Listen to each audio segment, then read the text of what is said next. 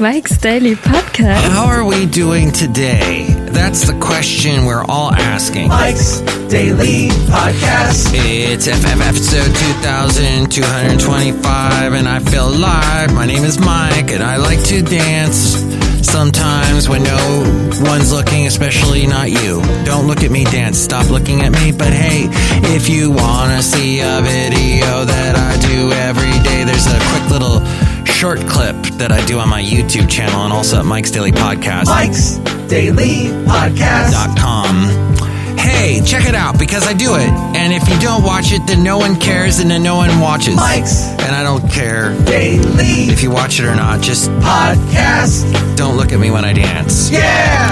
I want to cover a couple of things today. I got to zip through a bunch of stuff. I'm still thinking about the wonderful place where I lived 12 years ago. Huntsville, Alabama. They did have some tornadoes this week. People that had no idea, they've never been to Alabama, but they knew I lived there for a while. They're asking me, oh, how are things over there? Currently, it's 73 degrees. Let's see. We have in Huntsville, Alabama, some road closures following some severe weather storms. That was posted about an hour ago. Colbert County giving away NOAA weather radios, and that's North Alabama emergency, and that's where I live, was NOBAM. North Alabama emergency responders remind to get out of mobile homes when severe weather hits. Yes, that's the thing, is the mobile homes obviously would take off like the Dorothy's house in Wizard of Oz, but or was it Annie M's house? At any rate, it's not good. And tornadoes are freaky, especially to people that are not from... And here's today's podcast picture. Alabama originally. Just like you take an Alabama and bring them to California and they feel an earthquake, they freak out. That's what I found out from the Alabamans that I got to know pretty well. The podcast picture is from Gunnersville Lake in Alabama. A beautiful spot. Oh, I missed, I was married then, and my then wife did not like to travel with me much in the latter days of us living in Alabama, and I just wanted to explore because I knew we were leaving. Oh, this is before Basil. We actually, the year we left Alabama, we got Basil towards the end of the beginning of the following year. The late great Basil the boxer, everybody. Let's clap our hands for him because he was the best. All right.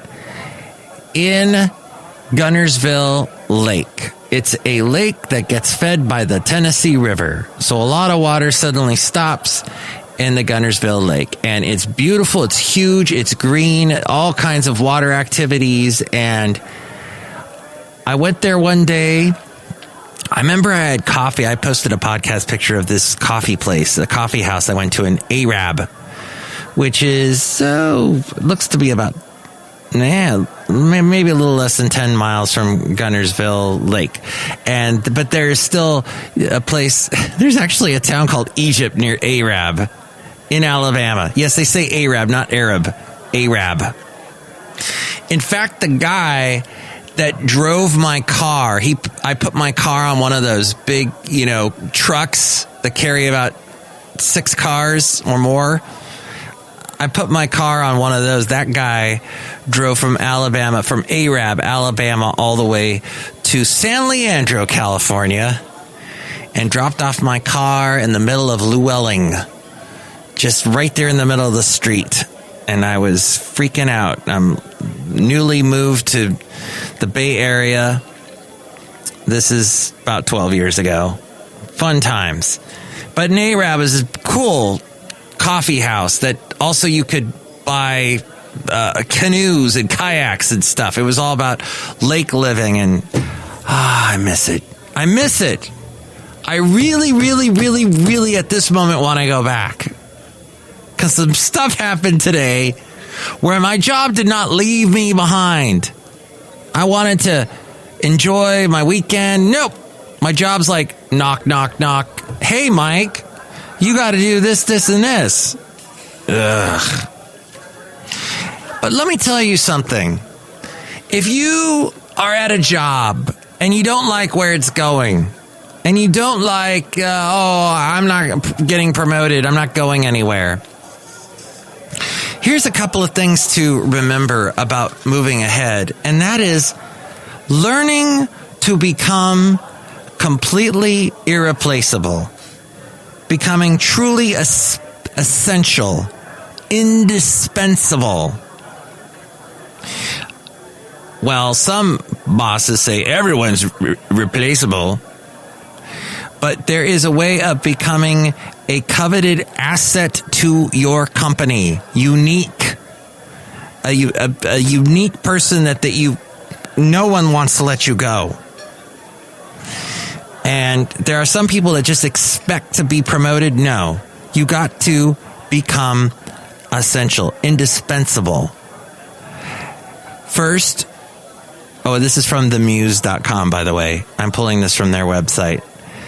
Connect. The difference between a good employee and a great one is how well you connect with other people. Leverage that. Time spent communicating, interacting, building relationships with your colleagues and clients alike is time well spent. Maya Angelou said, people will forget what you said, people will forget what you did, but people will never forget how you made them feel. Troubleshoot. To be irreplaceable, you need others to see you as irreplaceable. To do this, stand out for being solution-oriented. Not someone who points out or worse, avoids problems. Fix it! Don't be that person that always thinks, that's not my job. That's not my job. Anyone can follow a task list or a job description, but the truly irreplaceable people are the ones who take initiative to troubleshoot and to identify solutions. Ask questions. Find out how every facet of your company, how it all works, how it all operates. You have to. If you don't, you're not going to, no one's going to, you know what? I'll just replace you with the next idiot, says the person that runs the company, who's not really nice, actually. Lastly, it doesn't hurt to have something you're particularly good at, something that you bring to the table no one else does. It doesn't necessarily have to be a skill. As we go outside a cafe anyway, we're bringing you Mike's Daily Podcast somewhere in Podcastro Valentino today. It can be a trait or even a personality quirk. Think of it as your superpower. It's the quality you're most proud of, the one thing that makes you stand out and what gives you an edge over everyone else. Altogether, if your goal is to become essential, make sure your plan includes building and maintaining positive relationships, taking the lead on solving the problems others are afraid to, and honing in on your specialty, and of course, being a little human, because you don't want to be replaced by a robot. Thank you, Lily Zhang, for that wonderful bit of inspiration from the Muse, being inspired by the Muse. If you want that article, I'll include it in the show notes. Heck no, I don't include anything in the show notes, and I hate podcasts that say that. If you have any more questions, you can just look at it in the show notes. No, look it up yourself. If you have any, geez, Mike, no, really, it's a podcast. You can rewind it. If you didn't hear me say it's from themuse.com, well, maybe just back it up. Type in irreplaceable in themuse.com. You'll find it. Gosh, I'm not going to include it in the show notes. That's how indispensable this podcast is. Yeah, just want to get that off my chest. Because I find in my position, I'm doing a lot of other people's jobs. And I'm thinking, hey, if I had just taken the weekend off, and if I had said Friday, 7:30 at night, good night, cell phone off, not checking emails, there'd be a lot of stuff unraveling in the next 48, 72 hours. Believe me. All right. Orchestral Maneuvers in the Dark, OMD. If you leave, don't look back. Or my favorite is, I never know, I never know, I never know why you make me want to cry. No one knows that song. Tesla Girls, Tesla Girls. Yes, they had a plethora of songs. If all you know them for is If You Leave, you need to really get on YouTube, look up Orchestral Maneuvers in the Dark, OMD, and find out how this band was as essential, as irreplaceable and indispensable as Joy Division and New Order. I said it. In fact, they knew the guys in both bands, and they performed the same places they did. In fact, the lead singer of OMD said he was sitting in the he was in the bar, whatever that place was. Sorry, is it Manchester? The club that all these people used to play. He said, Elvis Costello was standing right in front of me, and I heard somebody say, Keith Moon from The Who just died. And Elvis Costello was right in front of me, he says. That's his memory. Now that club is basically a storage facility for a restaurant. But the guy, the lead singer of Orchestral Maneuvers in the Dark, and oh, by the way, their first album that had like all those songs. Oh, shoot. What's the one I'm trying to think of? The lots of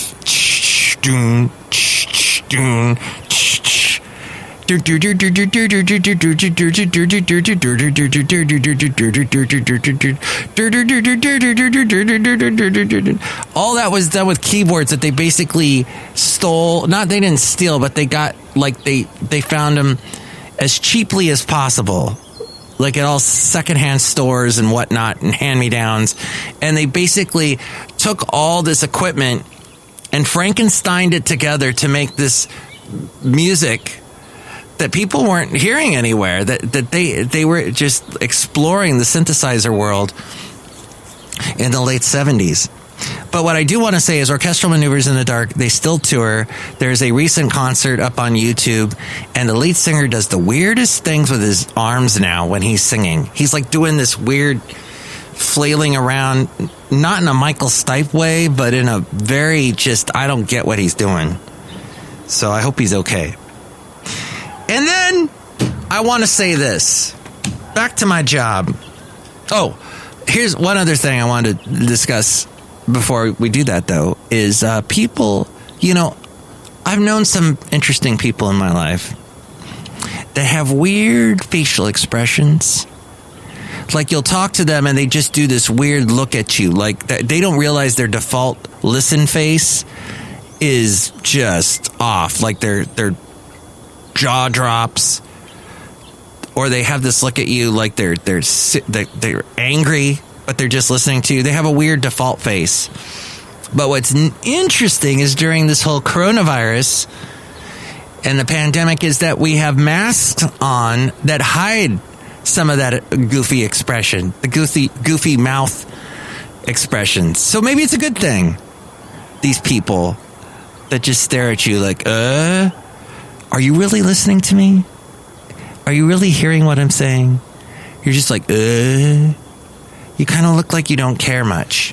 You'd rather talk to somebody who's a little more animated, like the lead singer of Orchestral Maneuvers in the Dark. And finally, no, this is not really finally at all, but this is kind of just finally at the end of this little part of the podcast, and that is the other day, somebody said to me that I work with, said, hey, so-and-so, he's a keeper. And I said, yeah, it's a good thing I hired him. And that's a first for me because I don't usually compliment myself. But you've got to compliment yourself. I went out of my way and I then continued. Good thing I hired him. And, hey, by the way, I hired him during a pandemic. And it's not that easy. And it's, I went the extra mile when no one else around here would. And yeah.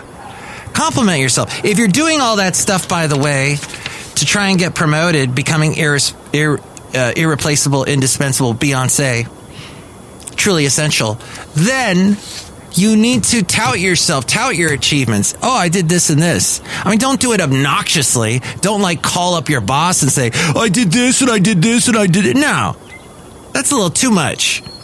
But you should, some people, so this guy that said, yeah, he's a keeper. He's a broken record person. One of these people that just keep repeating themselves over and over and over. They don't realize that they're saying the same thing.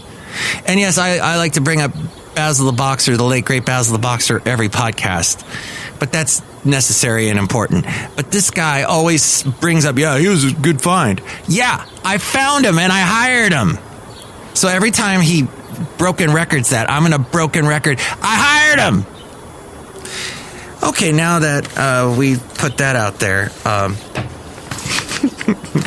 outside a cafe anyway, I have a couple of interesting story things I just wanted to throw at you. Itching is contagious. Scientists have proven that itching really can be contagious. In a condition known as itch transmission, researchers have shown that the sensation of an itch can be caught visually in the same way as yawning. They found that simply watching a video of someone else scratching was enough to induce and intensify itching in volunteers. These dermatologists at the Wake Forest University School of Medicine believe that itching becomes contagious because the brain becomes hypersensitive when someone nearby scratches, and so misinterpreted any kind of physical sensation on our skin as an itch. Yes, I will have to share that with my lovely lady friend because, well, we recently had a bout with poison oak, and yes, itching was involved. A doctor in Florida recently posted a TikTok video that's had more than 36 million views and shows him pulling a ball of earwax and fungus out of someone's ear. Why do these videos... Same thing on YouTube. And you could possibly wind up getting one too from putting things in your ears for too long, like earplugs or AirPods. Really? Oh. That would have been nice had I proofread that, but AirPods caused that? Really? I don't own any, but maybe you're listening to me through the AirPods, so just be aware of that. I don't like AirPods or any kind of ear thingy when I'm walking because that's dangerous, very dangerous. And when I used to walk Basil, when I first got him, I used to listen to, radio, and I was listening to podcasts. This is 2009 when nobody was listening to podcasts yet. And I was starting my podcast.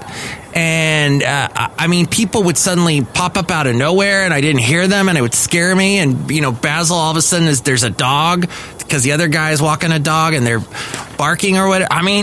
You don't know what's happening when you put these little things in your ears and you go for a walk. You lose the perception around you of what's happening, and you should have your eyes open all the time because people could jump you, they could take your wallet, or worse. It's good to know what's going on. And plus, you get to hear the beautiful things like the birds chirping like you hear now. People are selling COVID vaccines on the dark web. You can get one overnighted for $500, and there's no guarantee you're getting the real thing. Yeah, I wouldn't do that. And do you feel strange about hanging out with people again this past year? 39% of people say they do have some uneasy feelings. However, 55% said they don't.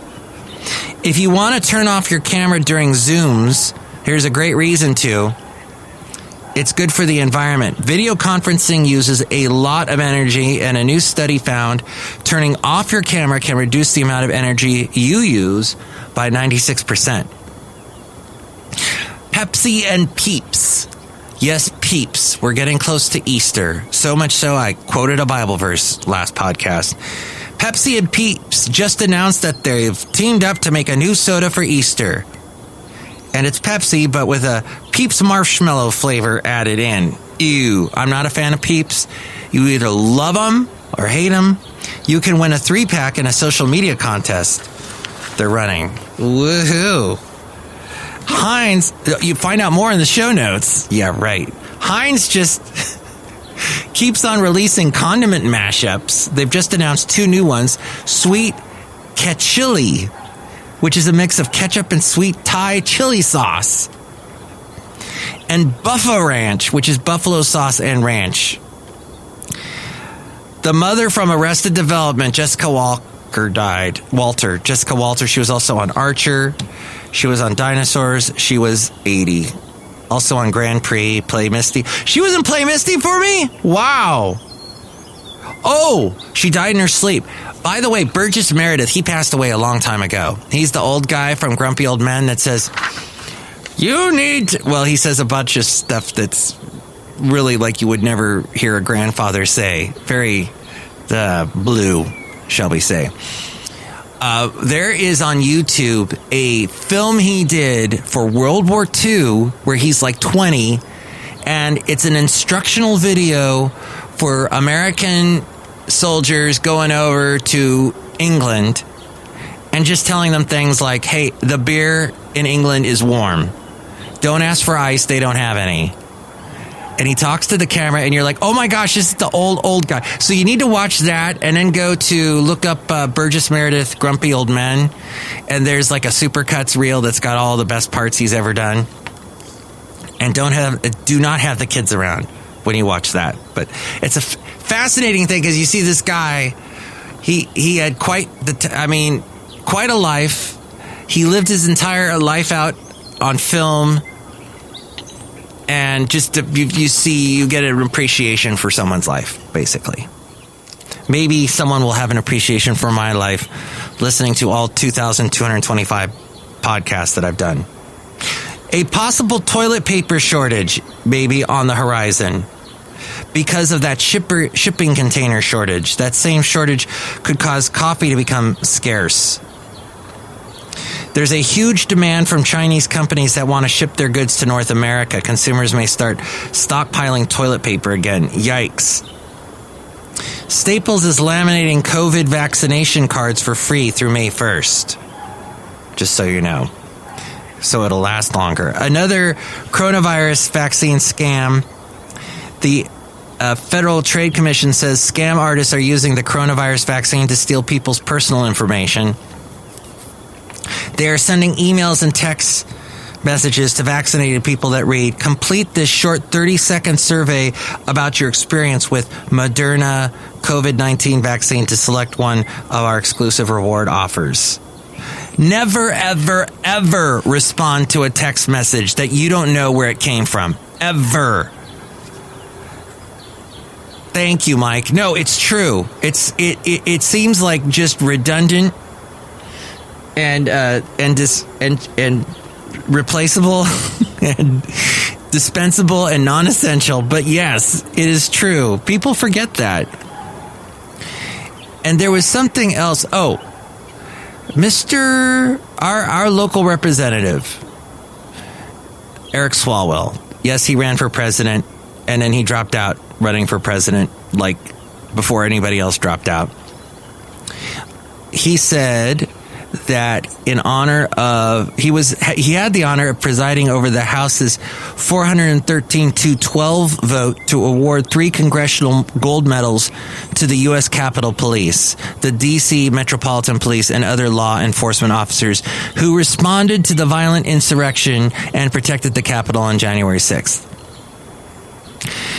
I would like to ask, who were the 12 idiots that didn't vote to award the 3 congressional gold medals? That's scary. It just shows you the House of Representatives is 400 plus politicians, some of them very questionable, but that's a lot of wow. And for some reason, there are some politicians that are still, I was musing about this, like if you're a senator, you're in there for a while. If you're a House of Representative, you are not, you have to run for office, basically get reelected. You have the much shorter terms of all the other politicians. So the fact that people like Nancy Pelosi have lasted so long is interesting to me. And then Eric Swalwell, well, he's lasted a while too. not nearly as long as Nancy, but he said he was in the Bay Area to meet up with Dublin Mayor Melissa Hernandez, Vice Mayor Sean Kumaji, and other city officials to check out the city's epic new Imagine Playground. It's the first all-abilities playground in the Tri-Valley, which opened March 6th. It includes, it's for all children, especially and including those with special needs. And then he had the pleasure of meeting the Lieutenant Colonel Serena Johnson, Garrison Commander at the U.S. Army's Park Reserve Forces training area in Dublin. He caught up on what was happening at Camp Parks, a key academic institution, military intelligence facility, and battlefield simulation center that supports military readiness for both the Army Reserve and the entire Joint Force and its relationship with our civilian community. Yes, Camp Parks. So that's Eric Swalwell, 2 years as a representative, a 2-year term. I learned a lot about politics today, didn't you? Why AstraZeneca is getting no thanks for vaccinating millions. The European Union has accused it of delays in supplies while accusing it of making an inferior product. The long-awaited U.S. trials were released this week only to be slapped down hours later by an independent monitoring board. Yeah, my cousin in Germany was saying Germans aren't so happy with AstraZeneca. And finally, this is the real finally, because we were going through all that stuff about the coronavirus and Swalwell and everything. Even if they're not personally acquainted with a pressure cooker, most workers have heard or used the expression to describe a job environment, and with good reason. A pressure cooker is a heavy cooking pot that had widespread use before the microwave, or the Instapot made cooking quick and efficient. When placed on a gas or electric burner, a pressure cooker had the ability to produce and contain both heat and steam pressure. On top of the lid was a stem with a small hole. Over that hole sat a small rounded metal weight, heavy for its size. It too had a small hole, and atop of it was a pop-up relief valve. The relief valve vented excess pressure and heat when the cooker became too hot and highly pressurized. This written by E. Arthur Self, Ph.D., and he says, I always thought a pressure cooker was dangerous and should be avoided. I knew that if the pressure got too high, it was certain to blow up. The pressure cooker provided a quickly prepared, better end product than slow cooking. Yet the pressure relief valve had even greater value, for it provided safety and well-being for those in the kitchen. Having a relief valve to take the pressure off of an employee or group of employees is also necessary in the workplace. Time pressure, which is something I'm starting to feel because, oh my gosh, we've been talking for almost a half hour, is the first element among those that cause a pressure cooker work environment. Time pressure is an insidious stress creator. How many times a day are activities controlled or redirected by the clock? From the time people awaken to the alarm clock or the phone warning to the end of the day when the alarms are reset, people are subject to time. If, in fact, a leader can give back time that had already been emotionally spent or allocated to other pressing matters, then that leader has, to some degree, relieved the pressure and created time margins. Creating time margins is one of the greatest gifts a leader can give. There you go. Time margins. Fascinating. Hey, we're outside a cafe anyway, somewhere in Podcastro Valley. Look who is here. Hi, Mike. It's Benita the Rodeo Queen. How you doing? It's a Disgruntled Fiddle Player, tell you what. What? I think it's fascinating you talking about time. Time ain't no friend of mine. That's Hootie and the Blowfish, they sing that. Ah! Look who else is here. Hello, Mike. I make the delicious root beer. How's the weather? Well, we sure covered a lot of ground today, similar to mud. Mud covers a lot of ground. And And maybe this show is as clear as mud. But anywho, I want to thank you. If you'd like to chime in about anything we covered, you can call me 336MM Daily. That's 3 + 3 = 6. MM as in Mike Matthews, Daily as in what this podcast has been now for several days.